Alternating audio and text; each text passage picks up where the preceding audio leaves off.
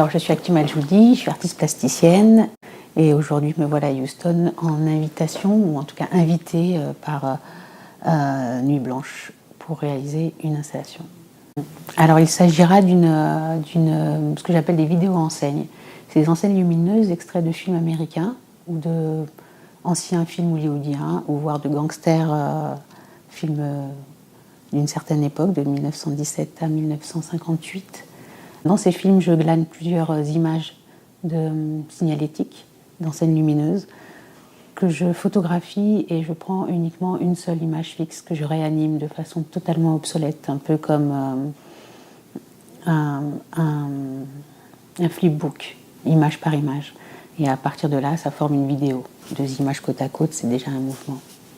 On a tous été baignés, enfin en tout cas ma génération a été baignée dans énormément de cinéma différents et j'ai eu la chance d'avoir accès à tous ces films-là assez rapidement.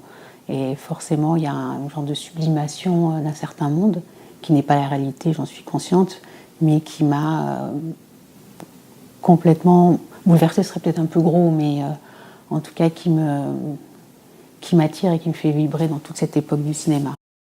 J'ai commencé à regarder tout ce qui se passait dans ces films de façon assez émotionnelle, mais curieuse de comment ils avaient été fabriqués, d'où ça venait. Et très vite, je me suis rendu compte que tout était en studio, bien sûr. Et souvent, je me demandais, mais comment est-ce possible d'avoir ça en studio? Et mes yeux, à force de se balader dans des images, ont repéré comme ça une signalétique des enseignes qui étaient constantes, mais qui est aussi le monde de cette époque-là. C'est un peu incongru de mettre des images d'une certaine époque en diffusion. Souvent, on a tendance aujourd'hui à nettoyer les images, à les rendre parfaites. Moi, j'ai vraiment envie de garder le grain de l'image fixe, donc du film de l'époque au maximum, sans exagération, mais sans retrait de cette chose-là. Donc c'est assez troublant. Des images en noir et blanc, on n'en voit pratiquement plus aujourd'hui. Et qu'est-ce que ça raconte, une enseigne lumineuse qui bouge sur un mur? Une enseigne, à la base, c'est quand même pour attirer le regard, pour attirer le client et pour vendre quelque chose. Et là, on se rend compte que je ne vends rien à part peut-être du rêve.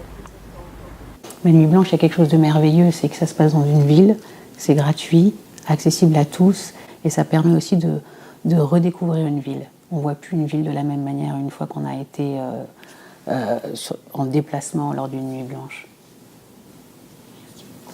Je t'en prie.